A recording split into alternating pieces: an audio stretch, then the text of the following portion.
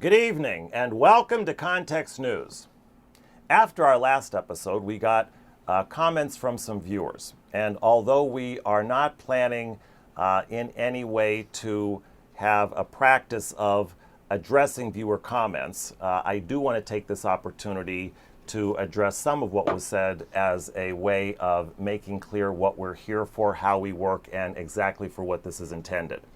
For one, we were accused of compromising our standard of only presenting the facts as the facts without any bias. So I want to make this clear. There is a perspective and a commitment that is guiding both the facts that we present and how we present those facts. And that perspective and commitment is in service of the public good. Context News exists in service of the public good.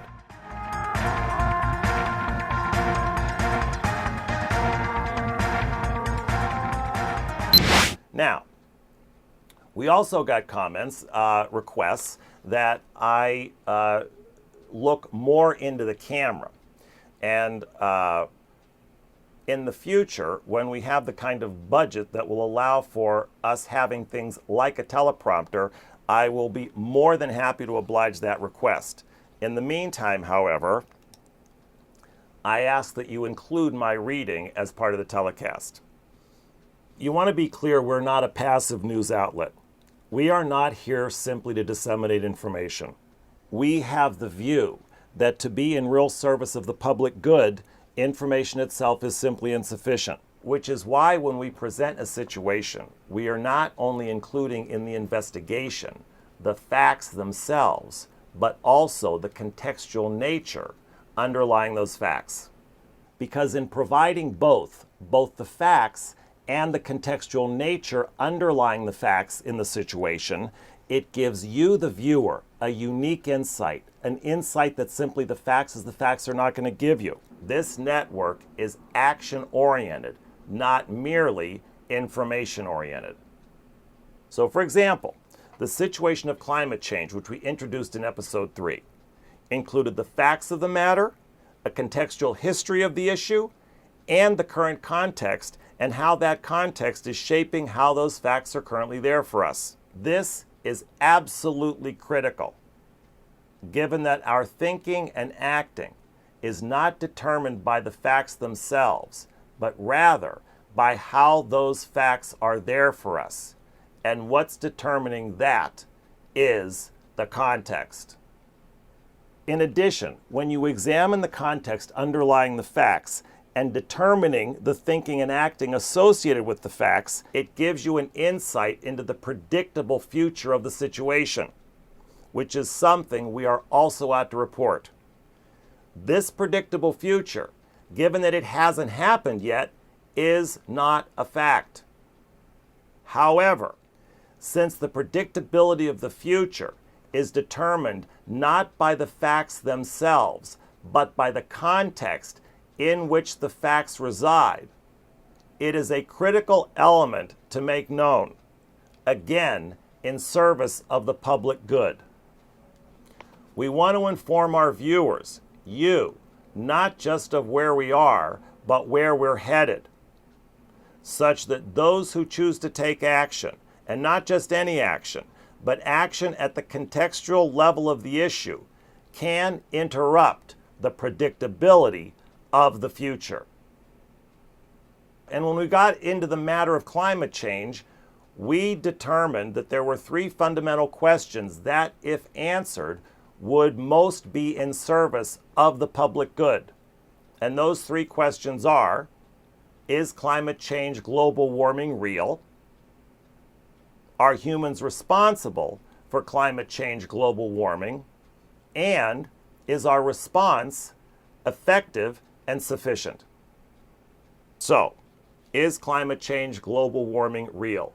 The 5 hottest years on record have all occurred since 1997, and the 10 hottest since 1990, including the warmest years on record, 2005 and 2010.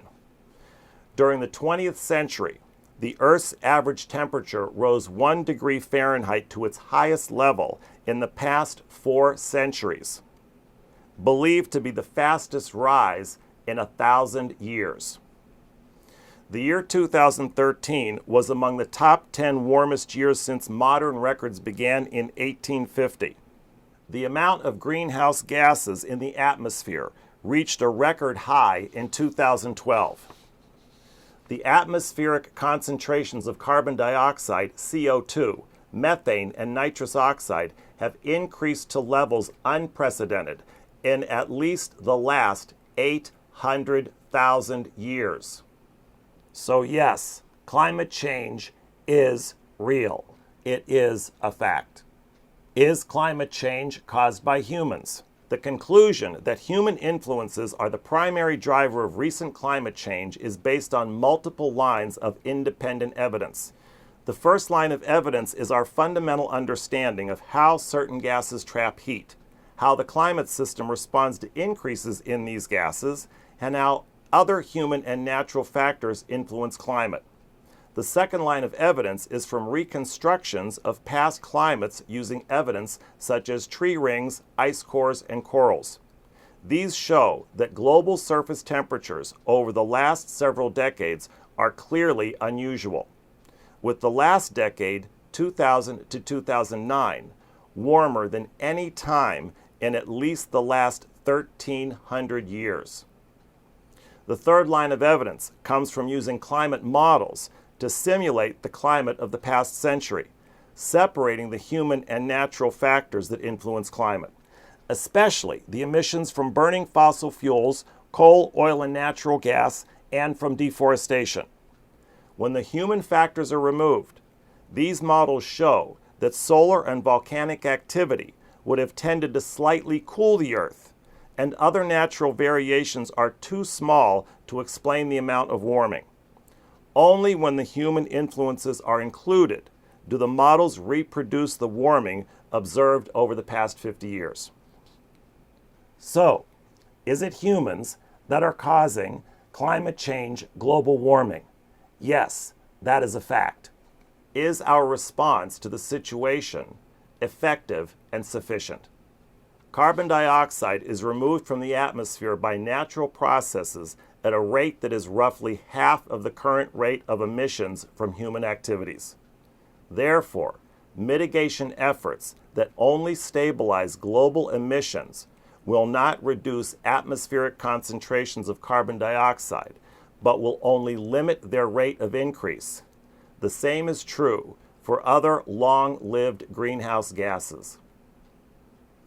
The level of carbon dioxide, the main greenhouse gas, is up 41% since the Industrial Revolution, and if present trends continue, it could double in a matter of decades. Warming the entire planet by 5 degrees Fahrenheit would add a stupendous amount of energy to the climate system. Scientists say the increase would be greater over land and might exceed 10 degrees at the poles. They add that such an increase would lead to widespread melting of land ice, extreme heat waves, difficulty growing food, and massive changes in plant and animal life, probably including a wave of extinctions. To meet the lower emissions scenario that scientists use as the model of effective mitigation, global mitigation actions would need to limit global carbon dioxide emissions to a peak of around 44 billion tons per year within the next 25 years and decline thereafter. In 2011, global emissions were around 34 billion tons and have been rising by about 0.9 billion tons per year for the past decade. Therefore, the world is on a path to exceed 44 billion tons per year within a decade. We were also questioned as to what our sources were.